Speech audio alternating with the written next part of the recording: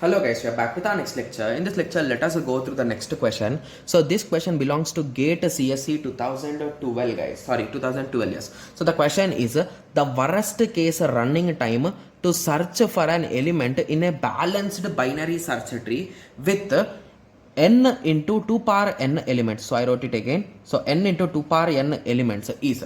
Okay, so first of all, let us get a clarity. If it is a complete balanced binary tree, okay, so if it is having n elements, what is the complexity for its searching guys?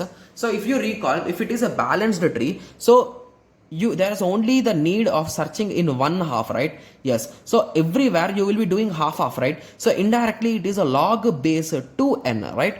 If you recall, for searching a particular element. Yes. So now the question is, this n has been updated to n into 2 power n. Okay, so now what will this be updated to? It will be updated to log base to n into 2 power n. So I think I need to change the color. So just give me a second guys, I'll be taking some other color. Okay, so orange. Okay, yes. So it is a n into 2 power n. I think orange color is a bit look good, right? Yes. Okay, so it's visible. Okay, so now let us apply log for this. So remember, whenever there is a multiplication and you are applying a log, those two will become addition guys if you want to separate them. So most of you might be confused like what I am saying. Log base 2n plus, it will not be into, it will become plus guys. Okay, similarly log base 2 power n. Okay, so if you recall one property with respect to log, so if it is having a log base 2 and here if it is having log base x and it is having x power m, so you can directly write it as m guys. So with that understanding I can convert it into n, right? Yes, so it is indirectly log base 2 n plus n, right?